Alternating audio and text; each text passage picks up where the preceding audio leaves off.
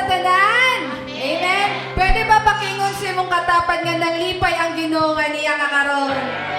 Amen. No, ang iban siguro no kay lamig kay lang tulog kay tungod sa tong weather nga lamig kayo no. Pero kita naata diri para dayigon ang Ginoo. Amen.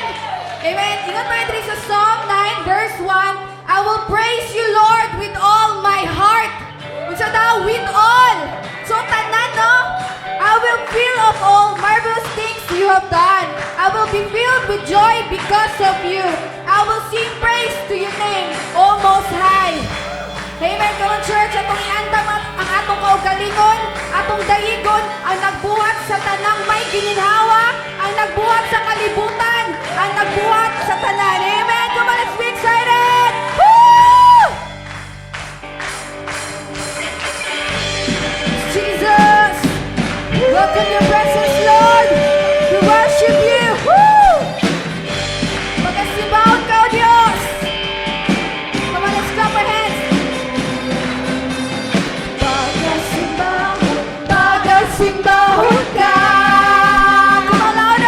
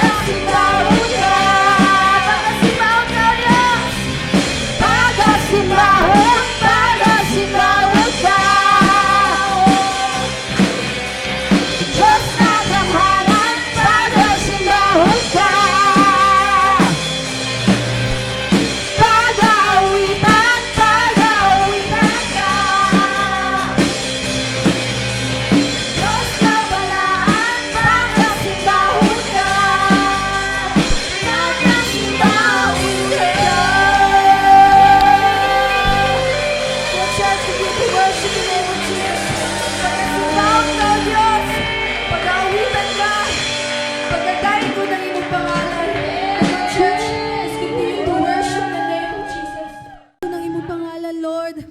Amo ang ginapataas, Lord, ang imong pangalan. For you are the King of Kings and the Lord of Lords. Yes, Heavenly Father. Alo ba kaigsoon na ang Ginoo matinud-anon sa iyang pulong, sa iyang promise sa imo ha. Kablo ba kaigsoon nga tinuod nga siya namatay sa cross para ikaw maluwas. Amen. Kinsa nagatuod diri nga siya luwas na. Amen. Kinsa diri na receive na ang gugma ni Lord. Amen. No, dagan kay atik diri sa kalibutan, pero ang pinaka tinuod lang diri is ang Ginoo. Amen. Tinuod ang iyahang gugma. Usahay no ang gugma sa tao kay atik, pero kablo ba kaigsoon ang gugma sa Ginoo is tinuod. Amen. Come on, let's just continue to worship Him with all of our hearts. Ato siyang dayigon sa tibok natong kusog, sa tibok natong kasing-kasing. Nga anay tinud-anay nga pagdayeg kaniya. Atong ipakita sa iya nga kita tinuod nga nangalagad sa iya. Amen. Come on, just let us kneel down before the Lord. Heavenly Father, Jesus, welcome your presence, Lord. Jesus, wala kang katulad, O Diyos. Awitin ko man lahat ng awit sa mundo, di ko kayang ilarawan ng kadakilaan mo. Kulang ang lahat ng tula, kulang maging mga salita upang ihayag ang kabutihan mo. Awitin ko man lahat ng awit sa mundo, di ko kayang ilarawan ng kadakilaan mo. Kulang ang lahat ng tula, kulang maging mga salita upang ihayag ang kabutihan mo. Wala kang katulad, wala nang higit sa'yo. Wala kang katulad, wala nang papantay sa'yo. Ikaw ang Diyos noon pa man, maging ngayon at kailanman. Sa habang panahon, wala kang katulad. Awitin ko man lahat ng awit sa mundo, di ko kayang ilarawan ng kadakilaan mo. Kulang ang lahat ng tula, kulang maging mga salita upang ihayag ang kabutihan mo. Wala kang katulad, wala nang higit sa'yo. Wala kang katulad, wala nang papantay, wala nang papantay sa'yo. Ikaw ang Diyos noon pa man, maging ngayon at kailanman. Sa habang panahon, wala kang katulad. Wala kang katulad, wala kang katulad, wala nang higit sa'yo. Wala kang katulad, wala nang papantay sa'yo.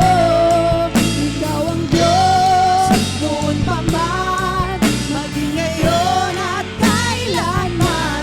Sa habang panahon, wala kang katulad.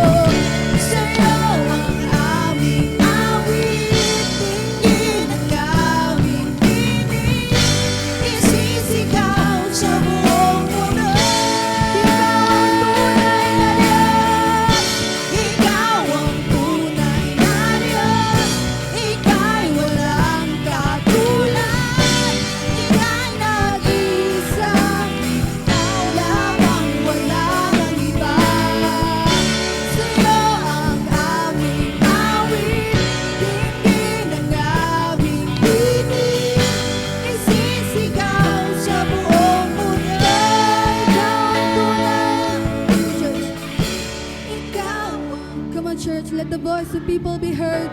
Yes, Lord. Wala kang katulad, O Diyos. Ika'y nag-iisa, O Diyos.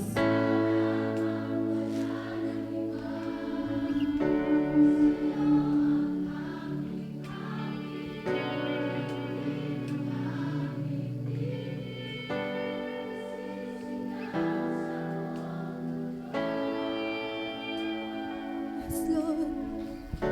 Ikaw ang tunay na Diyos, Ika'y walang katulad, Ika'y nag-iisa, Ikaw lamang wala ng iba. Sa'yo ang aming awit, dinggin ang aming tinig, isisigaw sa buong mundo. Ikaw ang tunay na Diyos. Ikaw ang tunay na Diyos. Ika'y walang katulad. Ika'y nag-iisa. Ikaw lamang wala ng iba. Sa'yo ang aming awit, dinggin ang aming tinig, isisigaw sa buong mundo. Isisigaw sa buong mundo. Isisigaw sa buong mundo. Kausali natin, isisigaw sa buong mundo. Isisigaw sa buong mundo. Kadakilaan mo.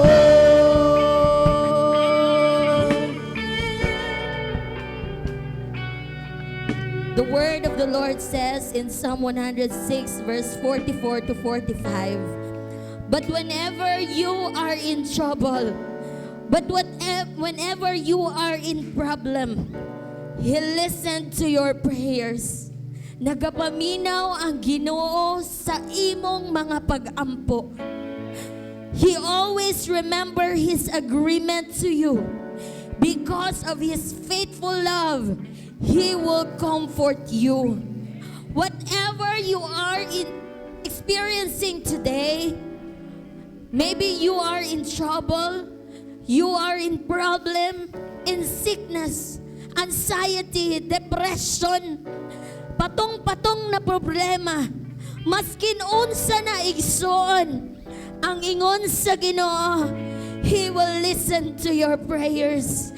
Unsay mong buhaton igsoon, ampo sa Ginoo, because He will listen to your prayers and He will remember the agreement that He gave unto you, and you will be comforted because He loves you so much. God loves us so much. He listens to our prayers. Come on, let's just raise our hands. The Lord knows what inside your heart right now. The Lord knows your trouble or your problems. Anything na sulod dira sa imong kasing-kasing ug huna-huna, kabalo ang Ginoo igsoon, and He gives that not for you to be distracted, but you to come closer to the Lord Jesus Christ. Come on, find comfort in the Lord right now. Find a refuge, your strength in the Lord. Hallelujah. Yes, Lord Jesus, you are our comfort, Lord. You are our strength in the name of Jesus. You are our assurance, oh Lord.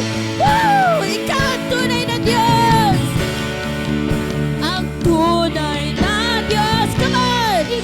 Praise the name of Jesus. Woo! Hallelujah. Thank you, Lord. Sa'yo ang aming awit. Isisigaw sa buong mundo. Pasalamatan ang Ginoo, ikaw ang tunay na Diyos. Oh,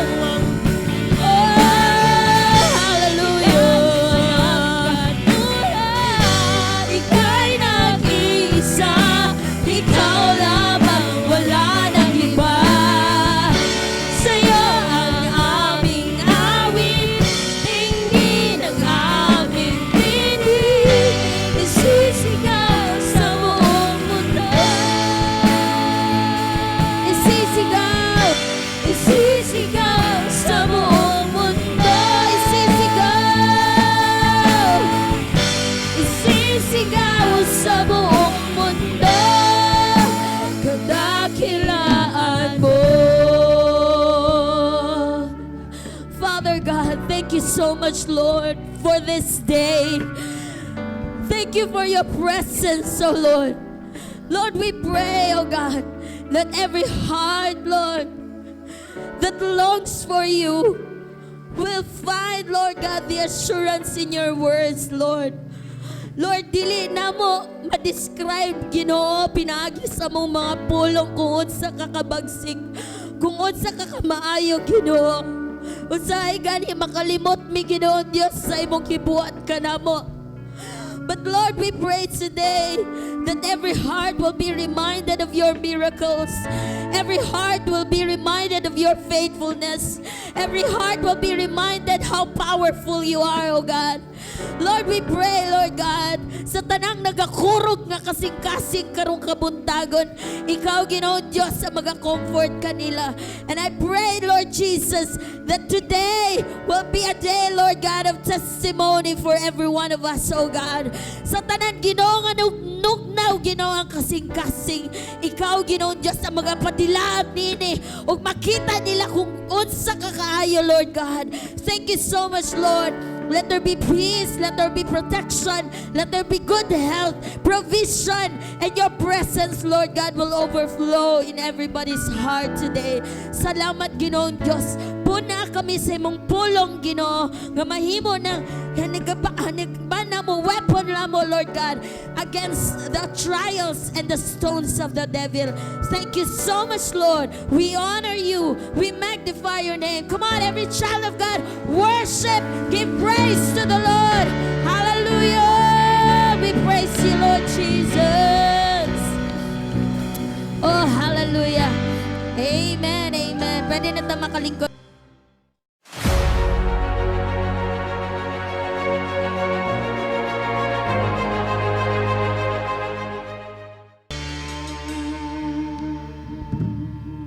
Lingkod ta. Thank you, thank you. You may sit down. Mayong buntag. Oh, God bless you for coming. Kinsay nakakita nagpinakabungga nga kasal. Isa sa akong nahibaluan nga pinakabungga nga kasal, ang kasal to ni Prince Charles og ni Diana. Giimbitahan ko nila. So dating ninduta. As I have known, grabe ang preparation, ang rehearsals ni adtong tungura, og it incurred or took millions of dollars para mahitabo ang kaning kasal. But one thing for sure, ilang gihimo ang rehearsal tungod kay secondly, ang kasal televised and the whole world will know. O kaning mga Western countries, advanced countries, maayo kay na sila sa ginatawag nga preparation. Nabisan gani ato makita nga gamay ra man ning Ukraine, pero di mapud basta-basta kaning madurog sa kaning Russia. Tungod kinaabot sila yung mga preparation. Gusto na ko ingnon sa inyo that the next thing that will happen is the coming of the Lord, not to punish us, but to reward us during the so-called marriage supper of the Lamb. Dunay ginatawag nga spiritual wedding. The church is the bride and Jesus is the groom. Para sa mga nakaagi og kaning kasal, I believe you fully understand what I am about to say, nga importante kaayo ang ginatawag nga rehearsal. Kay kung walay rehearsal, Maor pala'y pagkita sa ministro, sa groom, sa kaning bride, sa mga entourage, sa mga kaparintihan. Uy, mo dining asaw hunon sa kaning ako ang anak. Uy, mo dining banunon sa akong anak. Anak din. Now, gusto nung isulti sa inyo that in heaven there will be a wedding day. And in heaven, dunay ginatawag nga great celebration. Besides that, there will be a wedding day. Actually, 7 years of wedding. Dunay ginatawag nga grand worship. The universal body of Christ will worship together. Grabe jud. And what we are doing right now in a weekly basis, and must not only be a weekly basis, but a daily basis, we should have a daily, weekly worship rehearsal for the coming of the Lord.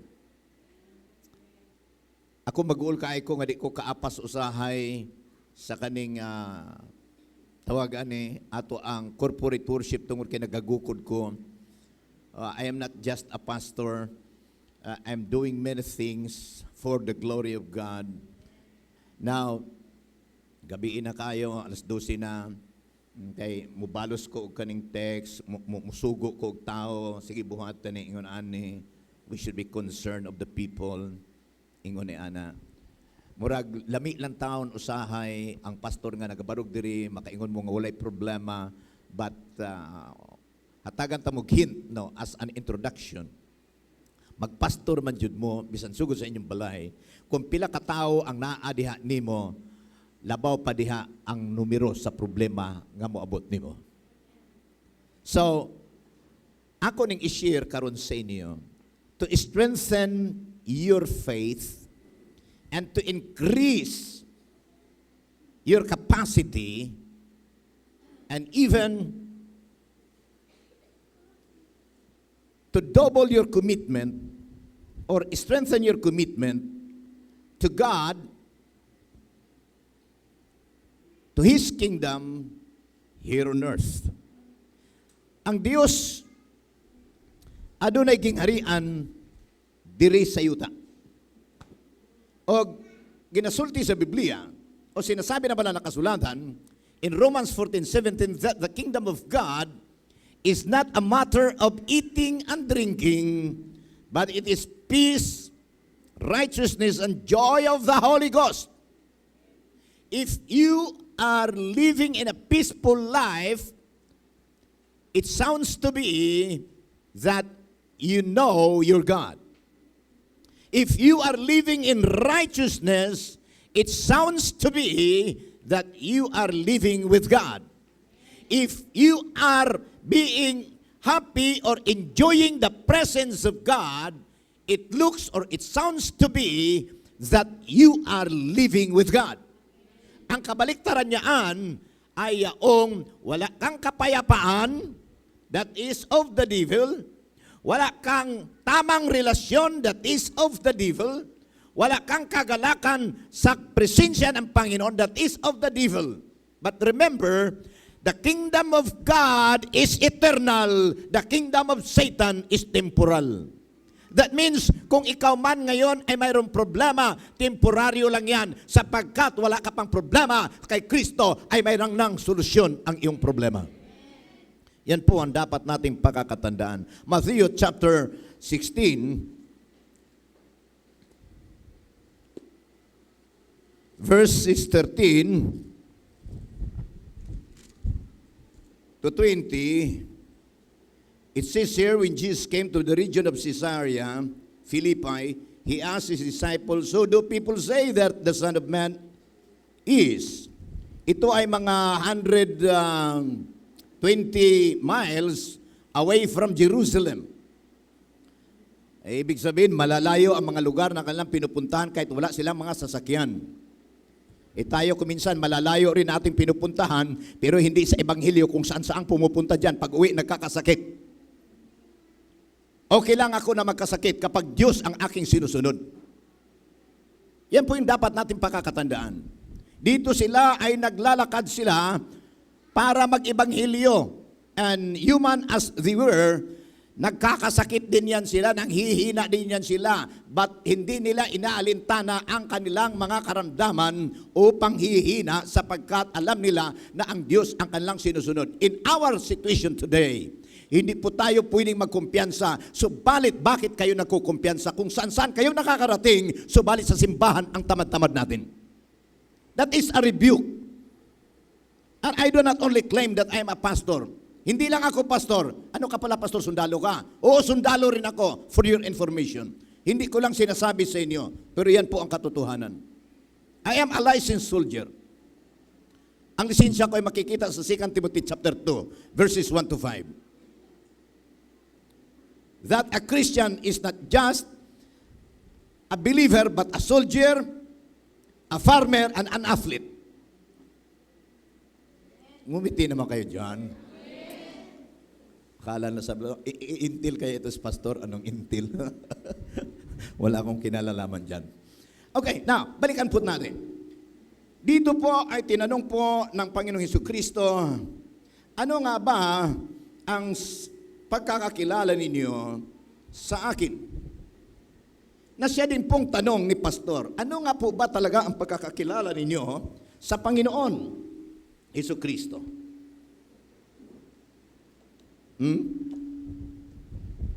Wala.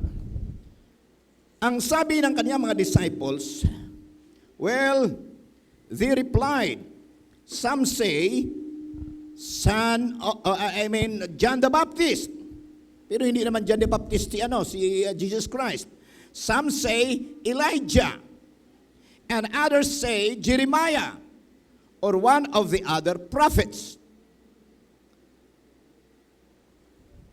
Itong katanungan ito ay katanungan ko rin na dapat ninyong sagutin. Sino nga ba talaga ang Panginoong Hesukristo upang sa ganon, maging matibay po ang ating paglilingkod sa Kanya para hindi tayo pala absent, hindi po tayo unfaithful. Dapat alam natin. At ang katanungan ito, gusto ng Panginoong Hesukristo na sagutin natin in a personal basis, hindi ayon sa sabi nila. Kaya ang sabi ni Kristo, how about you? How about you? Kaya ito ay panawagan ito ng Panginoon na dapat ikaw mismo bilang mananampalataya ay nag-aaral ka ng salita ng Panginoon, na nangungusap ka, nakikipag-usap ka sa Panginoon in a daily basis. Ang tamad-tamad mo. Nagagalit ako dahil sinasabi natin sumasampalataya tayo sa Panginoon, subalit hindi tayo nakikipag-usap sa ating Ama na sa langit. Mas marami tayong panahon sa pera, tapos madamot naman tayo.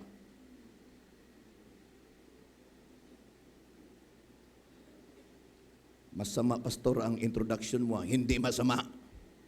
Itinatama na rin ang ating kaisipan, mga minamahal.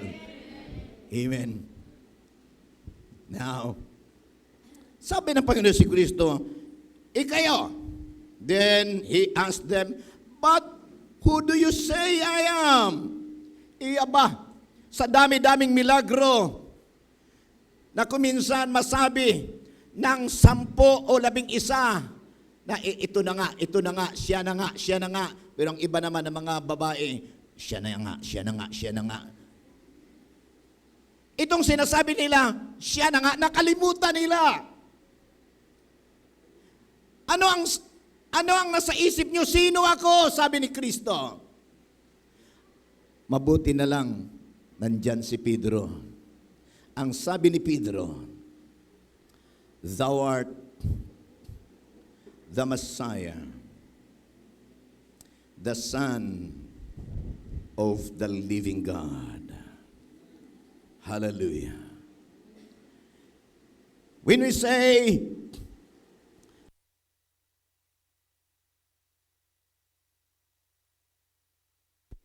say, Messiah, Palitan ito ng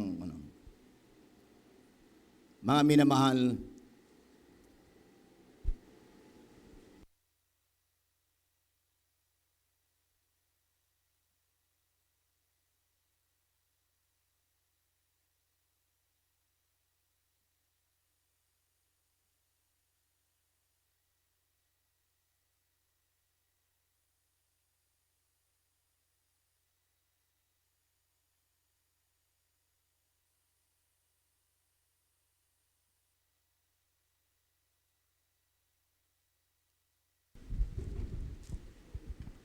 kapag sinasabi po nating Misaya, mga minamahal, ito po ang sabi ni Apostol Pablo, ni Pedro, Thou art the Messiah, the Son of the living God. Na ibig sabihin, the anointed one, the chosen one. And when we say Jesus, the Messiah, He is the Savior. Yan pong ating pakakatandaan. Wala nang ibang pinili ang Diyos na Ama para iligtas ang tao. Acts chapter 4 verse 12. There is no name under heaven given by God here on earth for men to be saved. Si Kristo po lamang, mga minamahal. Yan po ang ating pakakatandaan.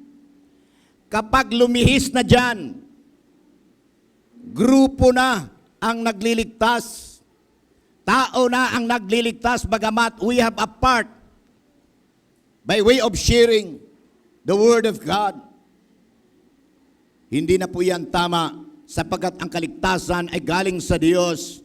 Ang kaligtasan ay kaloob ng Diyos. Ang kaligtasan ay grasya ng Diyos, mga minamahal. Now, we found out that most of the disciples were not sure of who Jesus is. Sabihin mo sa iyong katabi, parang tayo minsan minsan sinasabi natin, anyway, mayroon pa mang sunod na linggo. May parang hindi Diyos yung iyong sinasamba.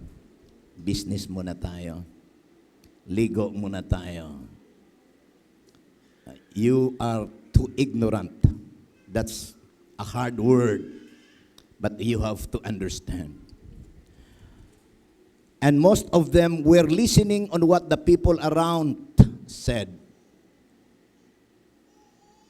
Ang karamihan sa kanila ay nakikinig lang kung ano ang mga sinasabi-sabi ng ibang mga tao sa kapaligiran.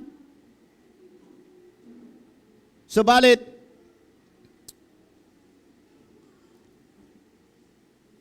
sinabi ni Pedro, Thou art the Messiah. Means, Peter has a personal revelation from God. Peter was inspired by God. Kaya, isa sa mga katangian ni Pedro, yung mabilis siya gumalaw. Mabilis siyang sumunod, bagamat he was not perfect. Subalit masiglain siya tungkol sa pagtatrabaho at tungkol sa paglilingkod sa Panginoon, sapagkat siya ay nakakarinig, sapagkat bukas ang kanyang kaisipan tungkol po sa mga sinasabi ng Panginoon. Ngayon nga po, masigit tayong nakakalamang sa kanila, sapagkat tayo ay mayroong banal na kasulatan, mga kapatid. Nasa ating mga kamay ang katotohanan. Kinakailangan lamang tayo ay dapat nagbabasa ng salita ng Panginoon. Huwag mong gamitin ang iyong kapaguran, ang iyong trabaho, ang iyong negosyo para hindi ka makapagbasa ng banal na kasulatan. Kalukuhan! Unless otherwise, you don't believe on God. You are entitled not to read your Bible. But if you believe in God, you have to read your Bible. Napakarami mong binabasa, hindi ka makakabasa ng banal na kasulatan. Pastor, ayaw ko na dito, nagagalit ka. Sino ba ang magagalit sa inyo? Sino ba magsasabi ng totoo? Ako yung pastor nyo, di ba? Kaya dapat sabihin nyo, bira pastor, bira. Hindi madali magalit sa ganito karaming tao, naka-record pa. But I am saying this because I am serious. I just want to tell you, my commitment is, in the morning, I have to read 1 chapter of Proverbs. In the evening, I have to read 3 chapters of Psalms. And then I have still to read a book for my preaching. Mabuti na lang mayroon akong mga anak na kahit hindi perfect, ay nasasalo nila ang aking kakulangan. Sapagkat sinasabi ko sa kanila, tigulang na ko. Mabuti na lang.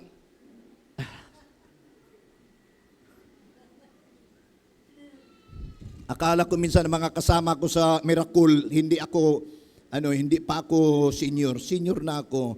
Hindi nila ako pinaupo sa senior citizens na mga upuan.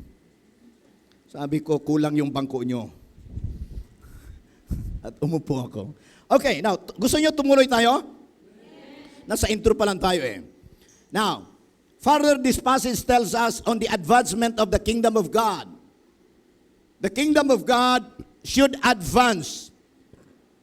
In order for the kingdom of God to be established, Jesus first of all will build His church. Ang paraan ni Kristo para mag-advance ang kanyang kaharian is to build the church. He said, upon this rock I will build my church. Sa batong ito at sa batong yaan na sinasabi niya, the revelation that God the Father has given to Peter was the rock. The message was the rock.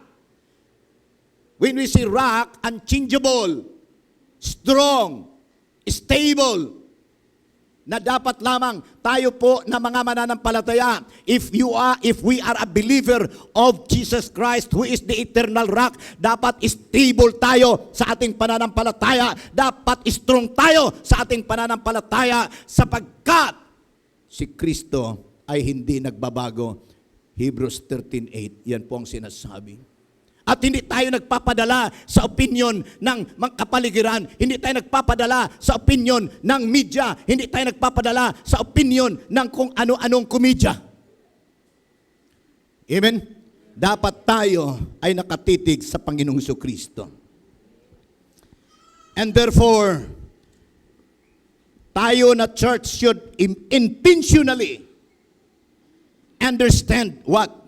Now, let me give you at least 3 truths in advancing the kingdom of God. 3 mga katotohanan na magpapa-advance sa kaharian ng Diyos upang sa ganon siya ay pumarito. I believe on the word of God in 2 Peter chapter 3 verse 10 that the coming of the Lord is like a thief in the night na hindi po nagpapaalam. But here is what I also believe. Christ will come when His kingdom is fully established here on earth. It means we became the majority in this world, that our ideas, that our opinions, that our goals ang siyang nasusunod at hindi ang daigdig.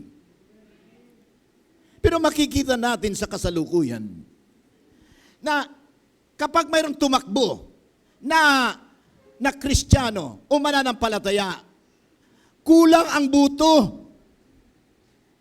Kasi kulang din ang mga mananampalataya. Now, sinasabi naman ng kasulatan, if righteous rules, there is peace. Hindi sinasabi kung ang mayaman, hindi sinasabi kung abogado, hindi sinasabi na kung veterano, ang sinasabi yung righteous. Yan po yung dapat nating pagkakatandaan, mga minamahal. And therefore, the church should immediately understand. First, understand what? Itong sabi ni Kristo, upon this rock, sabi natin rock, I will build my church. That is Matthew 16, verse 18. Ano ang unang katotohanan, mga minamahal, na dapat nating maunawaan? The first truth that we should intentionally understand is the foundational strength of the church. The foundational strength of the church.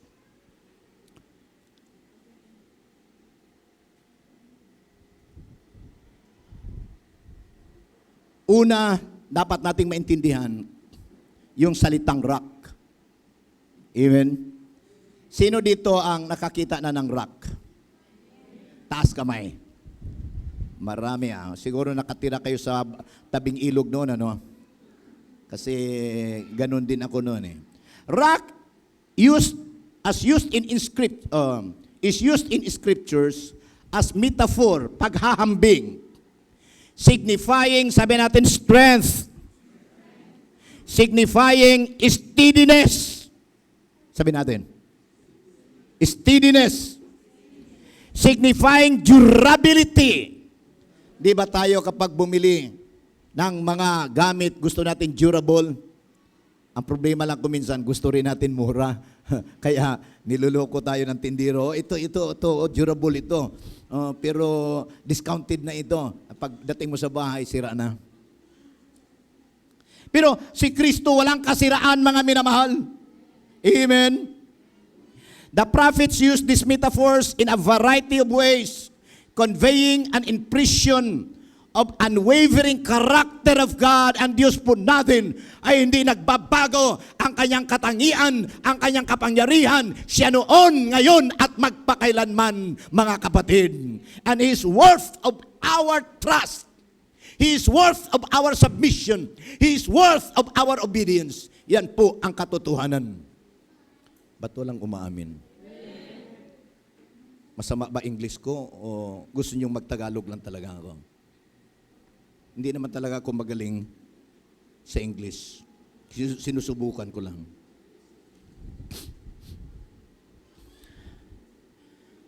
Hallelujah. The word church, conveying an impression of the unwavering character of God, as well as the need for spiritual solidarity in the foundation and structure of our lives. Dahil tayo nga ay sumasampalataya sa Panginoong Hesukristo, dapat nagkakaroon po ng solidarity sa ating buhay, ang pagiging matibay na hindi po tayo nagpapatinag sa kahit anumang pagsubok, sa kahit anumang atake ng kaaway, sapagkat tayo po ay well-founded in the strong, big, large, huge rock, no other than the Lord Jesus Christ. Purihin ang Panginoon. Hallelujah. Now, we should be spiritually solid. Say amen. Na yung hindi natin ipinagpapalit yung ating pagbabasa ng Biblia sa cellphone or sa Facebook, hindi natin pinagpapalit sa Shopee, hindi natin pinagpapalit yung ating tithe doon sa mga kung ano-anong gusto nating bilhin. Pati na yung mga plano natin, hindi nababago. Gusto natin ang kaluwalhatian ng Panginoon. Say amen. I know my commitment to God. I know. Later on, you will know. The word church is 114 times used in the New Testament. And 90 references possibly refer to the local assembly like this. But the rest, Jesus was referring to one church worldwide, His body. Na ibig sabihin, ang lahat ng mga totoong mananampalataya sa buong daigdig ay tinatawag na katawan ni Kristo at tayo ay kabahagi sa katawan ng Panginoong Hesukristo. Na dapat nga tayo ay nakakaunawa ng kasabihan na ang sakit ng kalingkingan ay ramdam ng buong katawan. Na sa panahon na sila ay masaya, dapat tayo din ay masaya. Na sa panahon sila ay nalulungkot, dapat tayo din po ay nakikilungkot. Na sa panahon na sila ay dapat tulungan, dapat tayo ay tumutulong din. Hindi po natin dapat sinasabi, bahala sila. We are one body in Christ. That's why I require everyone. Kung mayroon kayong kilala na taga-Ukraine, ay ipag-pray ninyo. Mayroon kayong kakilala na taga-Russia, ipag-pray ninyo. O kung wala kayong kakilala doon, lahat na sila ipag-pray ninyo. Pero ako, mayroon akong kakilala sa Russia. Mayroon akong kakilala sa Ukraine. Yung presidente sa Russia kilala ko. Yung presidente sa Ukraine kilala ko. Palagi mong nakalagay. Pray natin. Now, we do not know ang isa dyan na masama na mangyayari. Oras na kumampi ang NATO or NATO sa Ukraine, the possibility is Third World War. Bagamat possible, hindi kaya kaagad, hindi kaya ng Russia, ng China, ng North, tawag nito, Korea, ang alliance ng NATO at ng Amerika, subalit affected tayong lahat sapagat ang armas ngayon, mga minamahal, the only fortified defense that we have is the name of the Lord. Walang anumang simento na kayang pumigil or bakal sa mga armas ngayon. Now, let me continue. Peter is a rock. Say amen. But Jesus is the rock. Ano ang kaibahan ng a or ng a? That is indefinite article na kapag sinasabing a boy, mayroon pang maraming boys dyan. Kahit sino. Pero kapag sabi nga, that is the boy, parang katulad ng isang babae na nag-pray siya, Panginoon, give me a man. Parang hindi kumikibo ang Panginoon. Ang sabi niya, Lord, give me the man. Hindi pa rin kumikibo ang Panginoon. Katagalan, sabi niya talaga, Lord, give me that man. Hindi rin kumikibo ang Panginoon. Mamaya, sabi niya, Lord, give me naman. Now, gusto kong sabihin sa inyo that Peter is just one among the rocks. Sapagkat yung ibang mga apostles ay rocks din yun. And even tayo po ay mga components din po ng rocks, mga minamahal. But Jesus is the rock and the message was the rock. The statement does not directly apply to Peter, but to the revelation that Jesus is the Christ, the anointed one. Say amen. The Messiah, the Savior. Ultimately, the word, the phrase upon this rock is applied and referred to Jesus Christ as the cornerstone. That is 1 Corinthians 3:11, 10:4, na sinasabi that the rock who is being rejected became the cornerstone. Na ibig sabihin, strong foundation. Sino nga ba ang ating strong foundation? Sino nga ba ang ating strength? Si Jose Rizal? Si Ninoy? Si Mabini?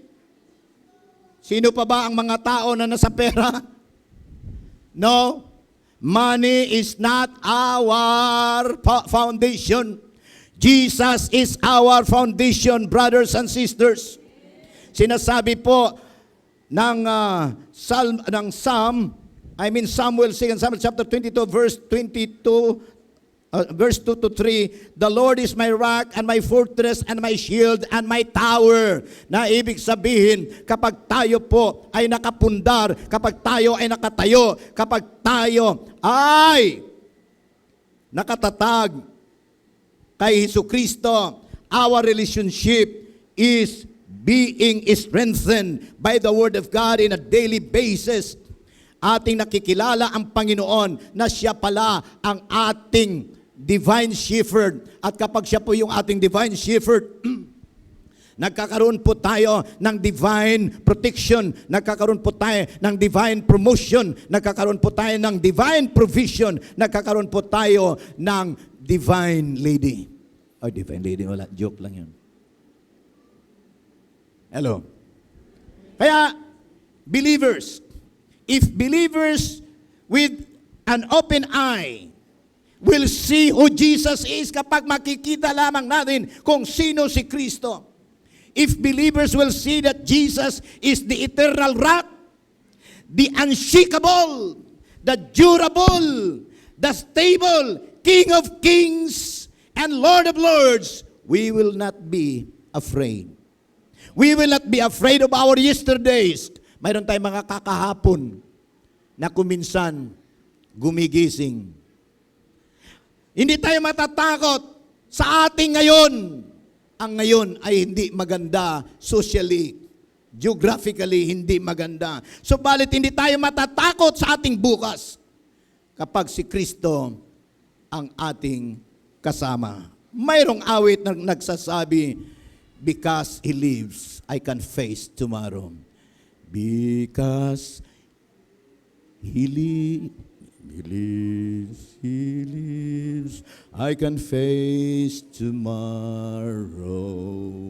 Because He lives, all fear is gone. Because I know He holds the future. And life is worth the living just because He lives. Kung patay ang inyong Diyos, yes, mag-worry kayo. Subalit ang Diyos natin ay buhay, mga kapatid. He is reigning in heaven and He is reigning here on earth through us. So allow Him to reign here on earth through you. Because the Christ who died more than 2,000 years ago did not remain dead, but rose from the grave after 3 days. We should remember, the risen Lord holds our future. Magkagira man o hindi, mayroon pa rin tayong kinabukasan sa kamay ng Panginoon. It's either payamanin niya tayo habang tayo ay nandito or kunin niya tayo. Para sa ganon, hindi na natin kailangan ang kayamanan sa mundong ito sapagkat siya ang ating kayamanan at tayo din ang kayamanan ng Diyos. Mamili lang kayo ang inyong gusto. Yung marami kang pera dito, pero mag-undergo tayo ng masaklap na kalagayan o yaong kunin na tayo ng Panginoon at tayo ay ikakasal doon sa kalangitan for 7 years. Kung yun ang gusto mo, ang requirement yan is you have to pray, to preach, and disciple.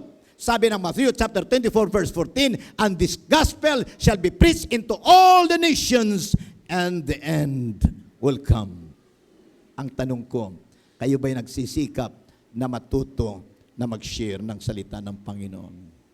Kung hindi ko sinasabing kawawa kayo. You are contributing to the delay of the coming of the Lord Jesus Christ. Ako ayaw kong mapagbintangan that I am a contributor to the delay. Mas gusto kong sabihin, well done and good and faithful servant. Sabihin ko sa inyo, mayroon tayong mga sasakyan, subali yung sasakyan na yan. In my personal decision, never na namasyal ako for kasiyahan. Never. But, hindi laag kundi kalag, mga minamahal.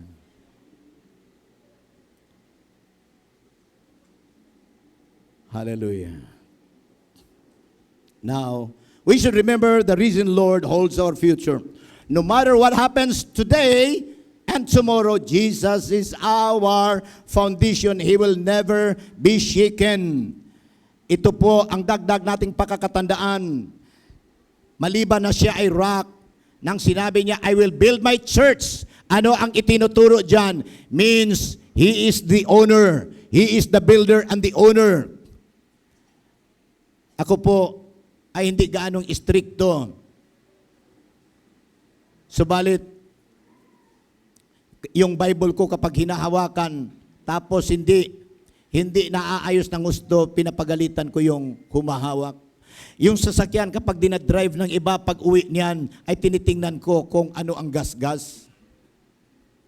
Hindi naman totoong mahalaga yan. Subalit, yan ay katangian na ibinigay ng Diyos sa tao.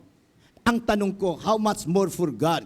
Tayo ay Kanyang nilikha. Tayo ay Kanya muling rebuild to become the church. At tayo ay Kanyang pinagmamay-ari. kung mayroon kang 1,000 dyan, hayaan mo lang ba na mawawala? Kaya ito ang lesson. Huwag tayong matakot sapagkat pangako ng Diyos that I will never leave you nor forsake you. Pangako ng Diyos na kapag kakampi niya tayo, no one can be against you. That is Romans 8:31 at yung isa is Hebrews 13 verse 5 na hindi niya tayo iiwanan. Ano lang ang dapat natin gawin? Magtiwala ka sa Panginoon. Magtiwala ka sa Panginoon. Magtiwala ka sa Panginoon. Magtiwala ka sa Panginoon. Papaano mo gagawin, kapatid? Kahit gaano ka kabisi, huwag mong kaligtaan ang banal na kasulatan. I do not believe in a person who say na siya ay malapit sa Panginoon, pero hindi man lang nakakabasa ng salita ng Panginoon. Hindi ako naniniwala sa tao na nagsasabing malapit sa Panginoon, pero hindi man lang nakakatawag sa Panginoon. Mas natatawagan niya ang kanyang kapitbahay, natatawagan niya ang kanyang kumpare, subalit hindi niya natatawagan ang Panginoon. As a checking to check everyone, unahin natin ang salita ng Panginoon paggising sa umaga. That should be our first move and our intentional action to advance the kingdom of God.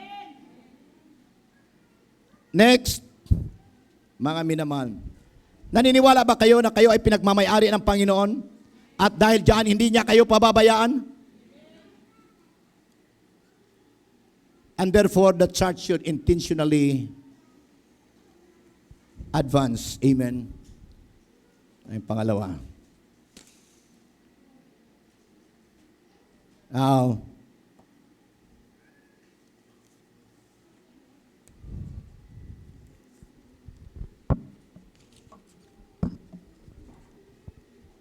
the believers should see the real meaning of the word church. Ang church po ay believers, hindi po itong building. We should know that they are members of the body of Christ. Membro po tayo ng katawan ni Kristo. If the church wants to make a change in the world, it must be different from the world. Gusto ba natin maka-influensya sa daigdig? And magkaroon sila ng change, dapat tayo ay sulit tayo na sa Panginoon. Sa Diyos, hindi niya tinitingnan ang tribo. Hello? All tribes are acceptable in the sight of God. But what is most acceptable in the sight of God are His children. Na dapat yung kanyang mga children ay nagkakaisa. Amen?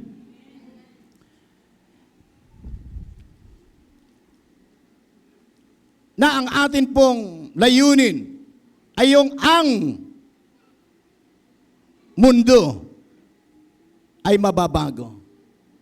So for us to change the world, kinakailangan na mayroon tayong goal to be like Christ in character and also in power or ability. In character, nandoon yung fruit of the Holy Spirit. In ability, in power, nandyan yung 9 gifts of the Holy Spirit. Dapat nag-ooperate po tayo sa ganung mga bagay, mga minamahal. Pangalawa, na katotohanan is itong 16:18 pa rin. And the gates of hell cannot prevail against it. Itong salitang gates means powers. Doon sa kanila yung gate, doon ginagawa ang decision. Itong powers of hell, ito yung nire-represent ng mga demonic forces.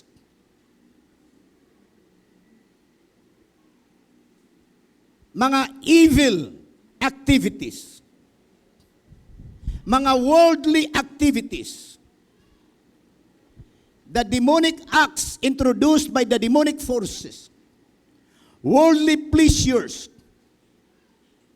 Pero sabi ng banal na kasulatan, sa totoong mananampalataya, they will not win over the fortified defense of the church. Mayroon pong, dumadaan po ako minsan kapag pumupunta ako ng San Isidro, tapos punta ko ng Silay Utso, dumadaan ako ng Mabuhay. Sino taga Mabuhay dito? Nakakakita ba kayo ng malaking foxhole dyan ng hapon? Wala kang nakitang foxhole ng hapon na nabasag. That is fortified, very strong. I do not know, I do not understand, I cannot understand how strong is their foxhole. At sinasabi ng banal na kasulatan, in Christ, we have a fortified defense na hindi kaya atakihin, talunin ng gates of hell, ng powers of hell, ng evil deeds, ng demonic acts, hindi kaya. Na kahit nakapasok na yan sa bahay mo, talo mo yan. We have the power in the name of Jesus. We have the power through prayer. We have the power through the Word of God. Huwag lang nating kaligtaan yung ipinapagawa ng Panginoon sa atin, mga minamahal. We have to remember the owner of the church is the Lord Jesus Christ. Kayo, kung mayroon kayong bahay, okay lang ba sa inyo na masunog ang bahay ninyo? Okay lang ba sa inyo na ang inyong bahay ay kalat-kalat? Di ba hindi? Now, tayo po bilang simbahan ay pinagmamay-ari ng Panginoong Hesukristo. Say amen. We have to remember that the builder of the church is the King of Kings and the Lord of Lords. We have to remember that Jesus is the Almighty God.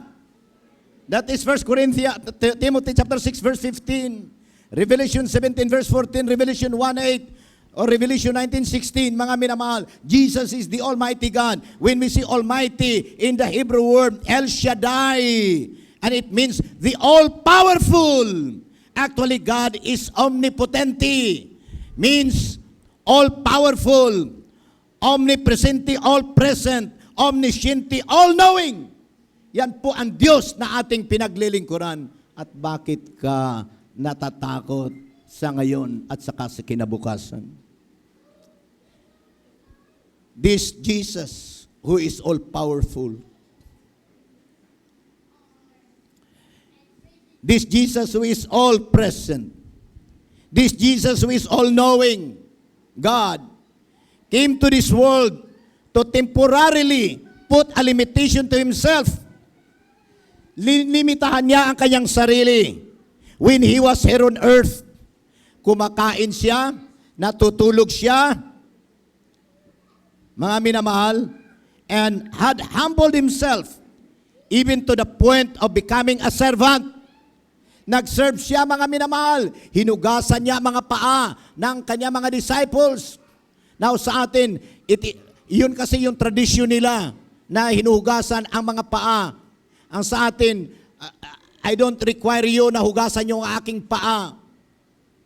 Ang aking nire-require ayon sa banal na kasulatan, have a servant mind, have a servant heart. Hindi po na kapag tayo ay tapos na sa simbahan, ay iwanan lang natin ang simbahan na nakatiwangwang at pagdating sa bahay, nakahilata tayong natutulog. Hindi tayo nag-aaral ng salita ng Panginoon para ang mga tao sa sanlibutan ay matuto sa katotohanan. We are required by God to read the Word of God upang sa ganon, mayroon tayong puhunan. Gusto kong sabihin sa inyo, mali ka kapag sinasabi mo, pera ang puhunan sa paglilingkod sa Panginoon. Hindi! Ang puhunan sa paglilingkod sa Panginoon ay ang ating relasyon. Ang puhunan sa paglilingkod sa Panginoon ay ang salita ng Panginoon, mga kapatid. Yan po ang katotohanan. Kung bakit hanggang ngayon wala kang nadadala sa Panginoon, sapagkat hindi mo pinagtitibay ang iyong relasyon sa Panginoon. Hindi mo pinapalalim ang iyong pag-aaral ng salita ng Panginoon. That's a rebuke, mga minamahal. Subalit panahon na ito, Huwag nating sayangin ang ating panahon. Time is getting short. Sinasabi naman ng kasulatan in Hebrews chapter 1, verses 1 and 2, that the last days began in Jesus Christ. Kung sa panahon ni Jesus Christ ng sa kanyang pagparito ay last days na, how much more for today? Ano na lang kaya ngayon? More than 2,000 years na. That means itong mga palatandaan ngayon, these are signaling us na malapit na ang pagtapos ng world system. But what God is waiting is our move. Our first move and our last move in coming closer to Him and become a representative in this world by the kingdom of God. Mga minamahal, matibay po, huwag kayong matakot, hindi tayo pababayaan ng Panginoon. Si Kristo ay namatay at nabuhay para tayo ay bigyan ng pag-asa sa kahit anong panahon. There is always hope in Christ. Amen. Magwawakas na po ako. Pangatlo po, na katotohanan na dapat nating malaman that this is part of the structure. Ang sabi po, and I will give you the keys of the kingdom of heaven. This speaks about the badge of authority. Dati, ako po ay head po ng mga chaplains dito po sa General Santos City, and I was connected with DILG.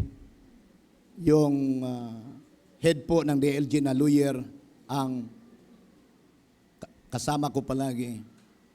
Kahit saan ako papasok na government offices, kuminsan pinapakita ko na yung ID ko, kuminsan sinasabi ko, ganito ako. Tuloy, pasok. Hanggang ano yan, hanggang tarmac yan, pwede. Pero ngayon, wala na ako dyan, mga minamahal. Subalit, ang gusto ko pong sabihin sa inyo, that whether you are connected with those legal entities or not, as long as you are connected spiritually in Christ, you have this what we call the fantabulous. Yan siya nagkamali ang fantabulous. So, BU. Hindi ko napalitan. Na ibig sabihin, amazing. Sabihin natin, amazing. Marvelous. Marvelous authority. It is amazing because human beings after the fall of man became hopeless by his own, became under the dominion of Satan. Kaya kapag hindi mo naiintindihan yung iyong relasyon sa Panginoon, nagtataka ka, bakit mas matagal ka sa cellphone mo? Bakit mas matagal ka sa FB or sa kung ano-anong mga promotion dyan at hindi ka man lang makabasa ng salita ng Panginoon? At tinitingnan ka ng mga anak mo, tinitingnan ka ng mga nasa kapaligiran mo, iniisip na ganun lang pala talaga ang mananampalataya, yung parang dasaway lang. Kristiyano lang kapag linggo. Mga minamahal, we are given authority, and that is amazing for us to implement God's program, God's plan, at yang fantastic, amazing, marvelous authority. Yan po yung nagbibigay sa atin ng kasiguraduhan na tayo ay patuloy na malaya mula sa kapangyarihan ng kaaway.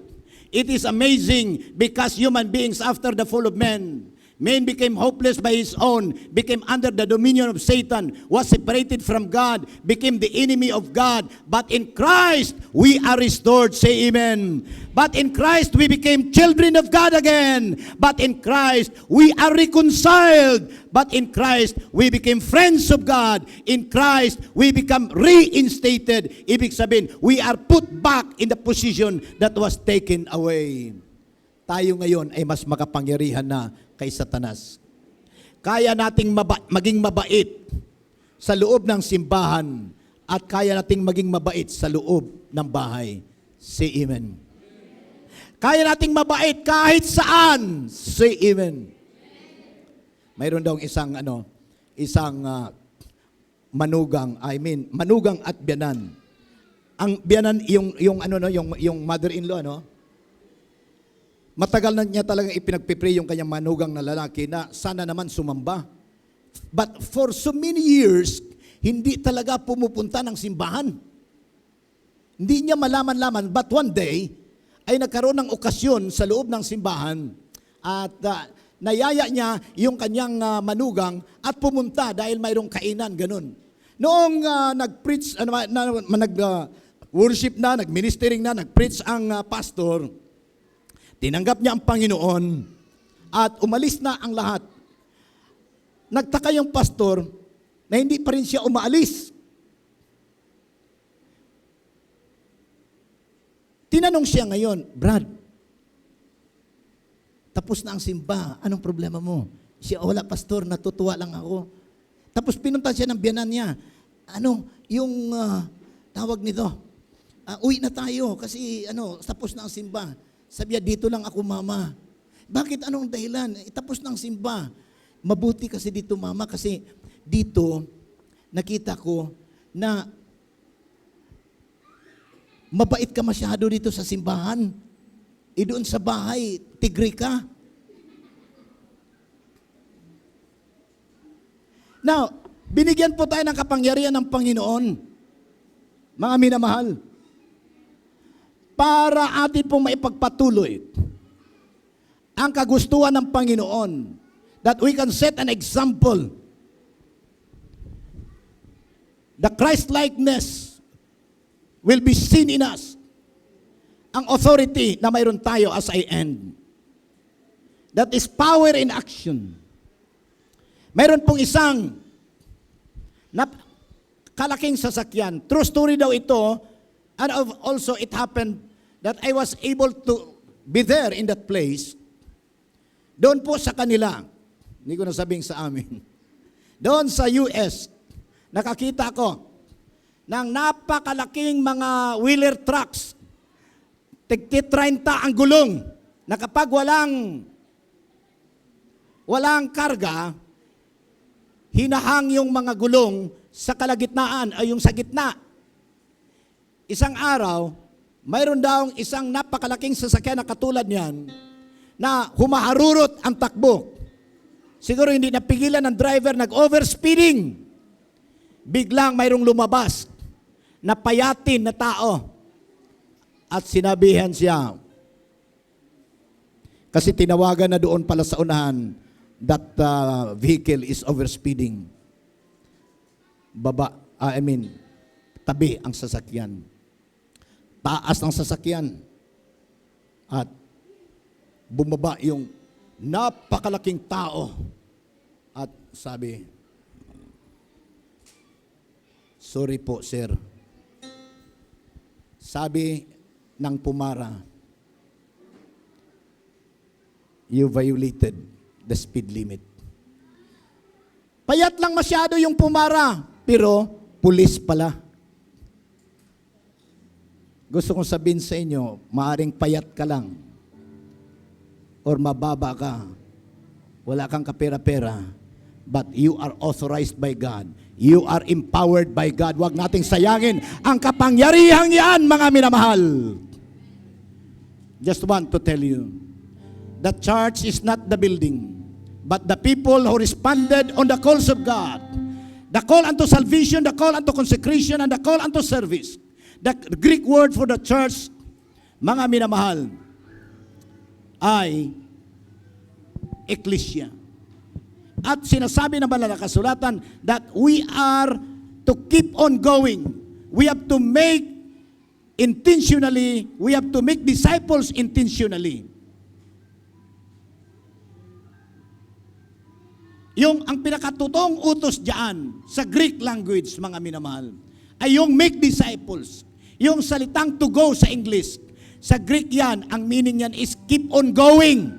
Ibig sabihin, tayo na mga mananampalataya, hindi dapat tatamad-tamad, hindi dapat mahihiya, hindi dapat walang ginagawa hinggil sa salita ng Panginoon, kundi dapat tayo ay nag-iibanghilyo at nagdi-disciple. But you cannot do it kapag hindi ka sumasali sa mga trainings, mga minamahal. You cannot do it kapag hindi mo ginagawa na alamin ang salita ng Panginoon. Kaya, kinakailangan talaga na ikaw ay magbasa. Now, as we end, brothers and sisters, kung gusto natin magpagamit sa Panginoon, sino gusto magpagamit sa Panginoon? Hindi kanya pababayaan. Kinakailangan natin ang strong presence of God in our lives, strong presence of God in our minds, strong presence of God in our hearts, strong presence of God in our decision. Isang araw, mayroong gera sa Scandinavian Peninsula, mga minamahal. Hinabol ng mga rebelde ang mga sundalo. Outnumbered ang mga sundalo at tumakbo sila, retreat sila, pero naabutan, tinamaan ang isang sundalo. At dahil tinamaan siya, ang sabi niya sa kanya mga kasama, go ahead, iwanan niyo ako, bahala na ako sa sarili ko. Tumago siya doon sa yungib. Mayroon 3 yungib, mga minamalangob. Tumago siya doon at habang siya ay nandoon, nagraratratan at sabi ng rebelde, mukhang mayroong tinamaan, may dugo. Hinanap nila at sabi nila, may yungib dito, possible pumasok. Habang palapit na sila, naririnig ng sundalo na tinamaan, duguan siya. Sabi niya, Panginoon, I am your child. I pray, Lord, protect me. Send a fortified wall para hindi ako makikita at hindi ako tatamaan ng bala. Kagad-agad mayroong gagamba. Lord, hindi gagamba, hindi sapot ang kailangan ko. Pader, tuloy siyang dumapat. Sabi niya, Panginoon, ikaw nang bahala sa akin. Dumating ang mga kalaban. At ang sabi nila, dito, wala. Dito, wala. Dito, sabi nila, may sapot ng gagamba, tiyak. Walang tao sa loob. Kasi kung may sapot pa, naputol sana. 8 years after, sinulat ng sundalong ito sapagkat naligtas siya. Sabi niya, kung saan wala ang presensya ng Panginoon, kahit pader, parang sapot lamang ng gagamba. Subalit kung saan ang presensya ng Panginoon, kahit sapot ng gagamba, parang maging pader.